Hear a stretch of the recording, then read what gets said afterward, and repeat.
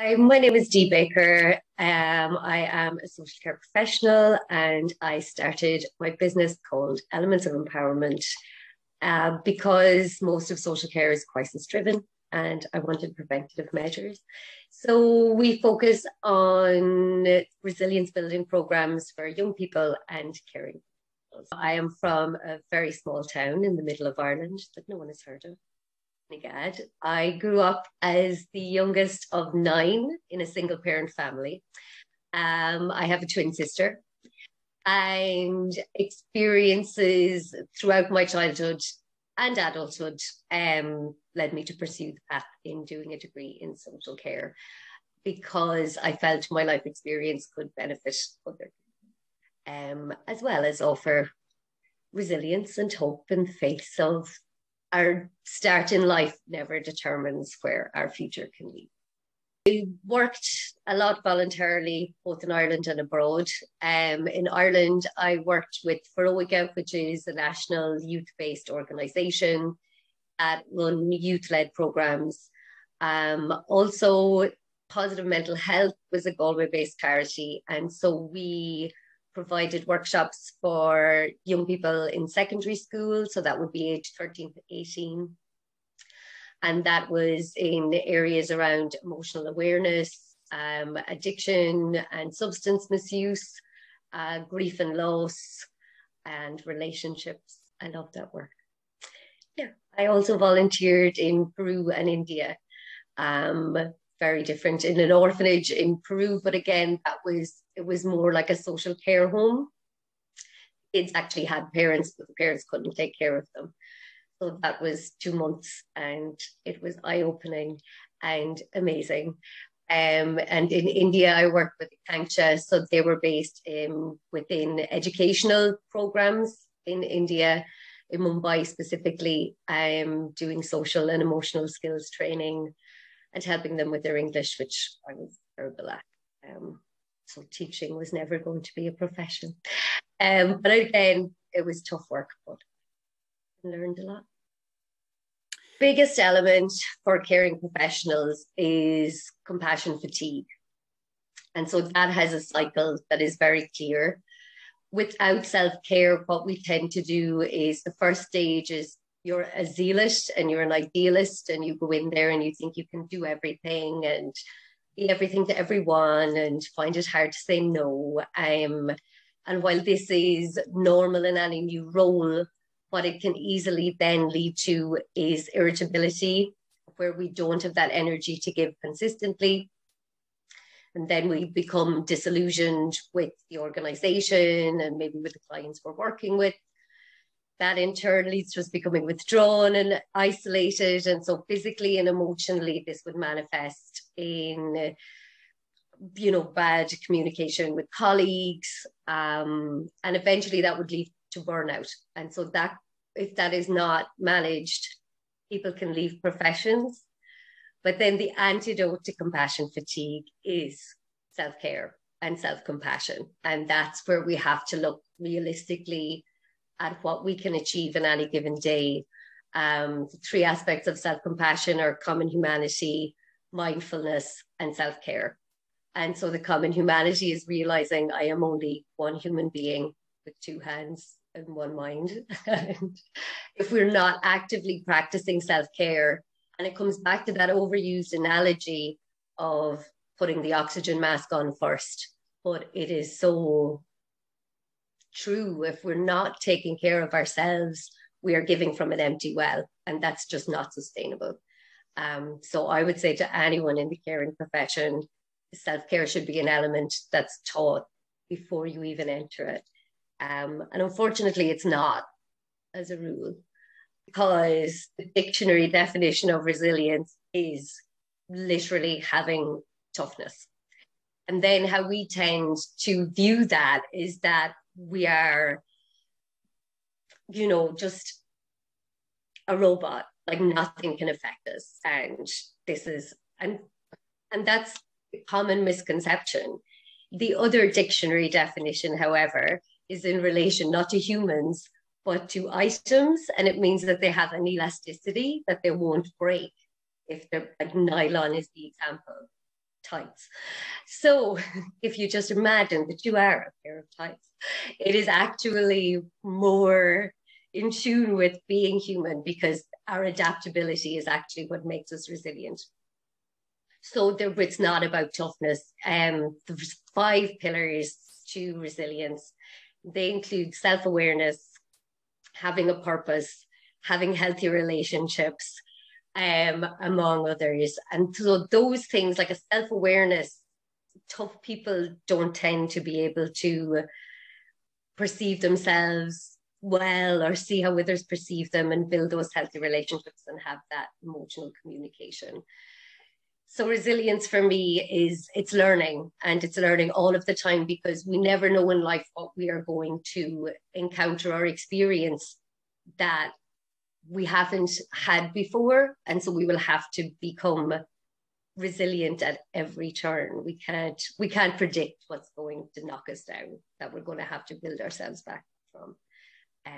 However, the self-awareness and self-compassion and having a purpose and healthy relationships are all very valid things to pursue, whether you're caring for an elderly relative or perhaps a family member with a mental health issue. I mean, we can all become carers at some stage of our lives. And I think the fact of, as a professional carer, there is, boundary and a distance. When you're a personal carer and it's a family member, the dynamic can be very different. So that is how I would see that. And equally, what matters most in self-care doesn't change for either situation. However, I think for families where there is a child with additional needs, the biggest thing is self-compassion, and to be able to cut yourself some slack, because we have had personal experience of this within the family, where there were late diagnoses for autism with a niece and a nephew. And what I found with their parents was the struggle that they hadn't noticed. They didn't realize there was a lot of masking going on, where they didn't realize the discomfort that the child was in for a long time, and then the guilt around that. So those things can be managed. And that's where I think having social support and social networks, and that's what's amazing about ITCOM, is that clearly they've already identified that, because they're creating a community where you don't feel alone, and there is that essence of common humanity and common experience. And I'm sure, even though it's individual, there are common themes around struggles, and equally the strengths, that it's a strengths-based approach, and looking at what's amazing about your child and waiting for the world to catch up with neurodiversity. I think that's the biggest struggle, that systems are so far behind. So for those carers, I think it's the same thing, as you have to have a focus outside of that. You have to have a passion and a purpose in your life. You have to continue to care for yourself. I think what could really work is like a plan for when you or your family member becomes emotionally dysregulated. So that can happen to any of us. And to have this plan in place, set it out when you're both calm and in a good place. But you can look at the triggers. What are the physical, mental, emotional triggers? What induces overwhelm or an anxiety-provoking reaction, and then what works in the aftermath of that. And so they can be examples like, you need another human there present to help you co-regulate, or actually you need to be alone, whether you need music or silence or punching a pillow, taking a breath, taking that walk for parents. And I think it's great to have those plans in place, that you are already prepared. And if you can co-plan with the young person or the adult, that these are going to be how we will cope with the emotional dysregulation. And equally to acknowledge, as human beings, we get emotionally dysregulated. We sometimes don't know how to react. We can become overwhelmed and stressed and maybe not choose the right response or reaction. So that's just a simple but effective measure that I'm sure a lot of people are already doing. Porous boundaries are essentially not having any boundaries. However, the problem could be when you have porous boundaries, you may not realize this. And again, like everything in our lives, it can stem from our childhood. So, example of someone with porous boundaries, and again, this can be us in any context in life. We could have these in family or romantic relationships, and we might not have them in work. But it would involve oversharing, putting the other person's needs before your own, actually not really considering yourself within the capacity, like not setting boundaries for respectful communication or highlighting that your energy and time are important and as vital as anyone else's. And so, literally communicating what your expectations are and what your needs are within relationships. And this is where you're never taught these skills. So, that's, I mean, I talk about these things and I'm like, who in school went, you know what? That may be a sign of a porous boundary. Let me show you what a healthy one is. So that's what, again, that's why I do the work that I do, because I wish I had.